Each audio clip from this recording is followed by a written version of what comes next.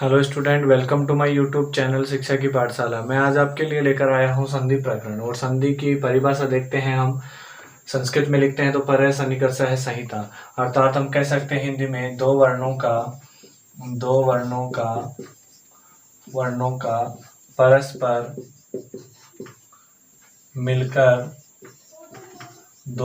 का परस्पर मिलकर विकार या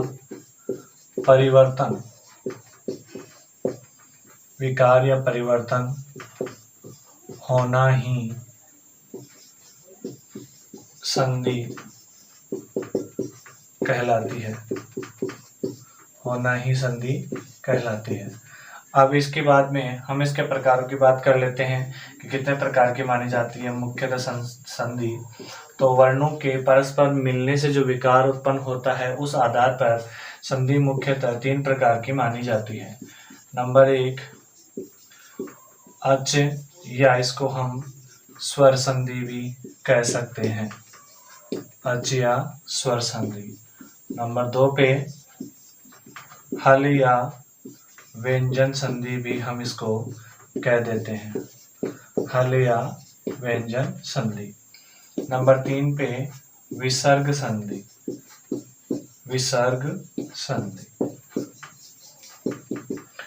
अब हम चर्चा करते हैं सबसे पहले अच संधि। नंबर 1 पे आ जाती है अच संधि। अच संधि की परिभाषा हम लिखते हैं स्वर वर्ण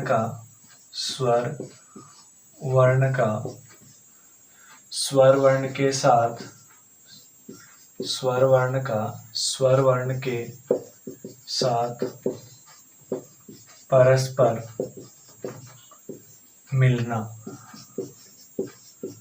परस्पर मिलना ही स्वर संधि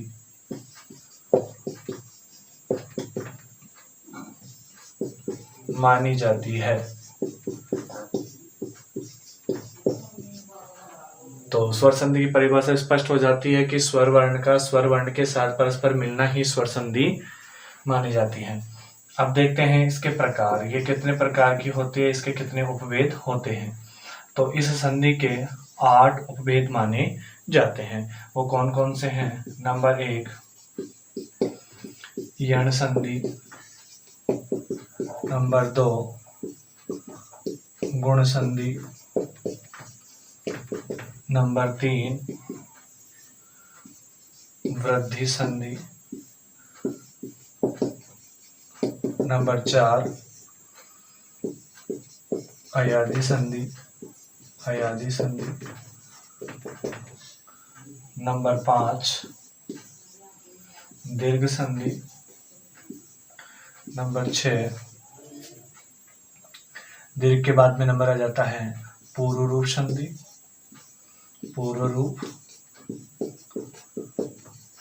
और नंबर 7 पे होती है पररूप संधि, और नंबर 8 पे है प्रकृति भाव संधि। तो ये देखिए, मुख्य रूप से ये जो संधि है उसके 8 उपभेद माने जाते हैं, जिसमें यण संधि, गुण संधि, वृद्धि संधि, अयादि संधि, दीर्घ संधि, पूर्व रूप संधि और पररूप संधि, प्रकृति भाव संधि। तो इस प्रकार से इसके 8 उपभेद माने जाते हैं। यण संधि सबसे पहला इसका है यण संधि। यण संधि के लिए एक छोटा सा नियम है संस्कृत व्याकरण में, एको यणचि। ये नियम क्या कहता है, इसको हम समझ लेते हैं। इस नियम के या सूत्र के अनुसार इसमें देखिए पदों का पदच्छेद करते हैं, एक यण और अच, 3 पदच्छेद हमारे पास निकल करके आते हैं। यह हो गया इसका पदच्छेद। अब देखिए इस पदच्छेद में हम देखते हैं कि इक से क्या तात्पर्य है। इक का मतलब है ई, उ, री और ली, ये अक्सर आ जाते हैं इक में। इसके बाद में आता है यण। यण से क्या तात्पर्य है, य, व, र और ल। देखिए जब हम संधि कार्य करते हैं तो हमारे पास एक स्थिति होती है संधि विच्छेद कार्य में। जैसे फॉर एग्जाम्पल मैं मान लूँ कि परि धन आवरण, ऐसी हमारे पास एक स्थिति होती है। तो इस स्थिति में जो ये पहले इस प्लस के चिन्ह से पहले का जो अक्षर है उसको हम पूर्व पद बोलते हैं और बाद वाले को उत्तर पद बोलते हैं। तो देखिए यहाँ पे हम यही बात कहने जा रहे हैं कि ये नियम क्या कहता है, यदि पूर्व पद के अंत में, यदि पूर्व पद के अंत में ई उ री ली हो और उसके बाद में असमान स्वर हो, असमान स्वर वर्ण। असमान स्वर वर्ण का तात्पर्य क्या हुआ कि जैसे यहाँ पे ई उ रे री आ गया तो उसके बाद में सैम अक्षर नहीं होना चाहिए। जैसे इधर ई आ रहा है तो उधर ई नहीं होना चाहिए। तो ये हो गई असमानता अक्षरों की। अगर ऐसा होता है तो ई के स्थान पर ये हो जाता है, उ के स्थान पे व, री के स्थान पे र और री के स्थान पे ल आदेश हो जाता है। अब इसको एग्जाम्पल से समझते हैं। जैसे मैंने अभी एग्जाम्पल लिया था परिधन आवरणम। तो आप यहाँ पे इस स्थिति में देखिए परि के अंत में जो अक्षर है वो है ई के बाद में आ रहा है आ, तो दोनों में असमानता हो गई, ई आ गया यहाँ और असमान स्वर आ गया। तो इस ई के स्थान पे हम कर देंगे ये। अब देखिए अक्षरों को मिलाते हैं, प ऐसा कैसा आ जाएगा, कोई परिवर्तन नहीं हुआ। ई यहाँ से निकला, ये आ गया, र हलंत हो गया, तो र हम इसके ऊपर यहाँ इस तरीके से लिखेंगे और आ इसमें जोड़ देंगे और रूप बना देंगे पर्यावरण। इस तरीके से रूप बन जाएगा। नेक्स्ट हम ले लेते हैं जैसे शूधन आगतम, शूधन आगतम, ऐसा एक रूप है हमारे पास। देखिए अंत में क्या आ रहा है, ऊ आ रहा है, इसको बाहर निकाल दीजिए ऊ को। अब ऊ को बाहर निकालने के बाद आगे अक्षर आ रहा है आ, असमान स्वर है तो ऊ के स्थान पे क्या कर देंगे व। मिलाएंगे अक्षरों को, श हलंत हो जाएगा, ऊ निकलने से व आधा है उसमें आ की मात्रा जोड़ेंगे वाह और रू बन जाएगा स्वागतम। इस तरीके से रूप सिद्ध कर देंगे। उसके बाद में देखते हैं हम री का, मातृ धन अंश है, मातृ धन अंश है, ऐसा रूप हमने लिया है री का। तो देखिए इसके अंत में कौन सा अक्षर आ रहा है री, तो इस री को बाहर यहाँ निकाल लीजिए। उसके बाद में असमान स्वर आ रहा है तो री के स्थान पे हम क्या आदेश कर देंगे र। अब देखिए अक्षरों को मिलाते हैं, माँ और त्रि में से री निकला, तय हलंत बच गया, आधे तय में र जोड़ेंगे। संयुक्ताक्षर में हमने पढ़ा है कि तय और र जब जोड़ते हैं तो दोनों के स्थान पे त्रय हो जाता है और इसके अनुस्वार, इसमें यह अ मिलेगा तो त्रय पूरा होगा, अनुस्वार ऊपर इसके लगा देंगे और रूप बनेगा मातृंश। इस तरीके से बन जाएगा। इसका हम देख लेते हैं, री धन आकार है, री धन आकार है, ऐसी स्थिति हमारे पास है। तो री के अंत में आप देख सकते हैं खुद री एक स्वर है, बाद में असमान स्वर आ रहा है, तो इस री के स्थान पर हम कौन सा आदेश कर देंगे, पूरे के स्थान पे ल हलंत आदेश करेंगे और उसमें आ की मात्रा जोड़ते हुए क्या रूप बना देंगे लाकार है।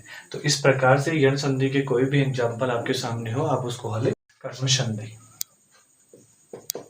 गुण संधि के अंदर सबसे पहला जो नियम आता है वो आता है अधिंग गुण।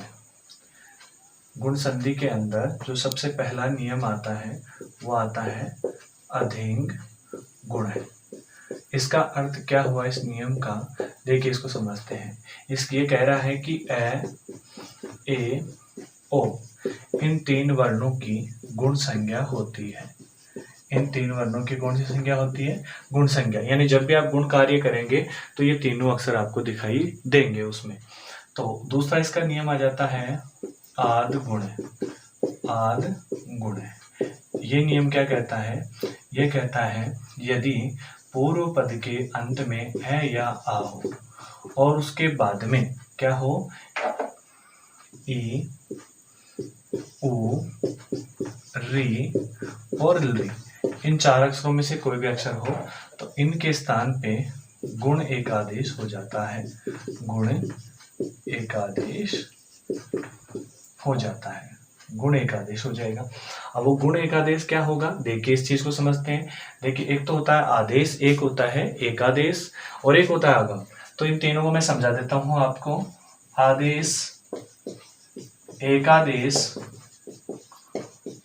और आगम। इनमें क्या अंतर है तीनों में देखते हैं।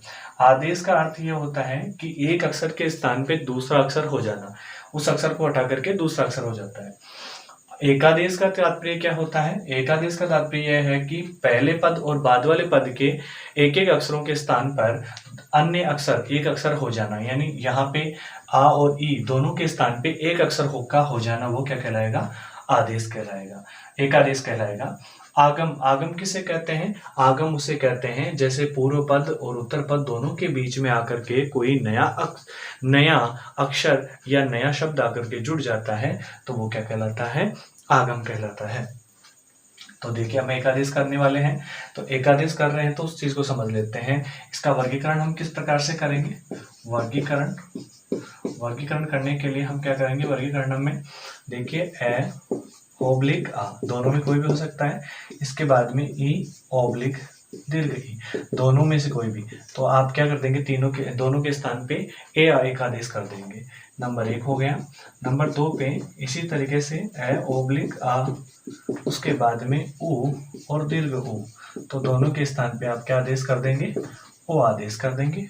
नंबर 3 पे ए ओब्लिक आ प्लस री और यहाँ पे दीर्घ री, दोनों में कोई भी होगी तो आप इन दोनों के स्थान पे क्या आदेश करेंगे? वही अर आदेश कर देंगे। नंबर 4 की बात करें, ए ओब्लिक आ प्लस यहाँ पे हमारे पास ली है, ली का एक ही रूप होता है और वो होता है रेश्व, तो इन दोनों के स्थान पे हम क्या कर देंगे? अल आदेश कर देंगे। ठीक है, तो ये हो गया इसका वर्गीकरण। अब इसको एग्जाम्पल के माध्यम से हम समझ लेते हैं कि एग्जाम्पल से किस प्रकार से हम इसमें कार्य करेंगे। सबसे पहले हम महा धन ईश है ऐसा एग्जाम्पल ले लेते हैं। महा के अंत में देखिए कौन सा अक्षर है? आ, बाद में कौन सा अक्षर आ रहा है? ई। गुण संधि का नियम लग रहा है यहाँ पे, दोनों अक्षरों के स्थान पे एक ही आदेश करेंगे, वो करेंगे ए। मिलाएंगे अक्षरों को, देखिए मैं पूरा हो गया, आ यहाँ निकल गया, है में ये मात्रा जोड़ेंगे तो ये बनेगा महे, और ये ई यहाँ निकल गया, आगे बच रहा है स है, तो जोड़ देंगे तो क्या बन जाएगा? महिष है। इस प्रकार से महिष सिद्ध हो जाएगा। ऐसे ही आगे देखिए दूसरा हम ले लेते हैं, पर प्लस उपकार है, पर धन उपकार है। पर के अंत में कौन सा अक्षर आ रहा है? भाई है। बाद में कौन सा अक्षर आ रहा है? ओ। दोनों को मिला देंगे, दोनों को जोड़ने पर ओ हो जाएगा। हमारे वर्गीकरण में इन्होंने बताया था उसी प्रकार से हो जाएगा।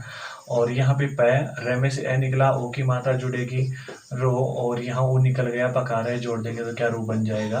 परोपकार है, ऐसा रूप बन जाएगा। इसके बाद में अगला ले लेते हैं, महाधन ऋणम। महाधन ऋणम, तो देखिए यहाँ पे अंत में कौन सा अक्षर आ रहा है? आ। आगे कौन सा अक्षर आ रहा है? री। दोनों के स्थान पे हम कौन सा आदेश करेंगे? अर आदेश करेंगे। रे हलंत आएगा, ध्यान रखिए इस चीज का।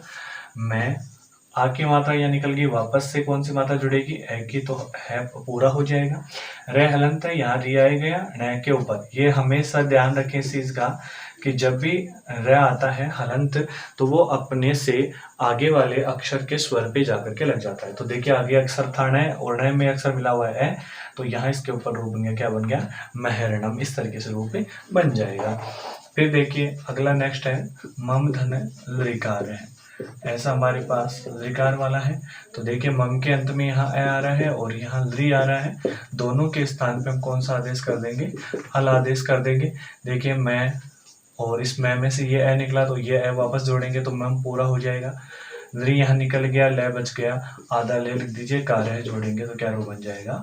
ममले कार्य। तो इस प्रकार से ये हो गई आपकी गुण संधि। गुण संधि के बाद में हम पढ़ लेते हैं वृद्धि संधि। वृद्धि संधि, वृद्धि के लिए सबसे पहला सूत्र है वृद्धि रादेच। ये क्या कहता है नियम? ये नियम कहता है कि आ, आई और औ, इन तीन वर्णों की वृद्धि संज्ञा होती है। इन तीन वर्णों की कौन संज्ञा होती है?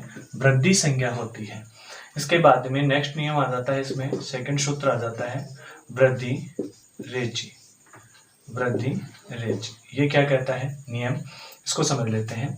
ये कहता है यदि पूर्व पद के अंत में ए या आ हो और उसके बाद में ए, ओ, आई या औ, इन वर्णों में से कोई भी वर्ण हो तो इनके स्थान पे क्या हो जाता है, वृद्धि एकादेश हो जाता है।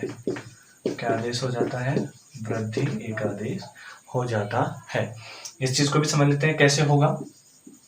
देखिए ए और आ, इसके बाद में यदि क्या आ रहा है हमारे पास, ए ऑब्लिक आई, तो दोनों के स्थान पे क्या हो जाएगा, आई हो जाएगा। वैसे ही आगे देखिए ए ऑब्लिक आ प्लस ए ऑब्लिक आ प्लस ओ ऑब्लिक औ, इन दोनों में से कोई वर्ण होगा तो यहाँ पे क्या आदेश कर देंगे, औ आदेश कर देंगे। तो ये हो गया वृद्धि रेचि का नियम। तो ये देखिए ये क्या कहता है इसके बाद में कि कैसे किस प्रकार से इसमें बनेंगे रूप जो हम बना लेंगे। ये वृद्धि एकादेश का कार्य था।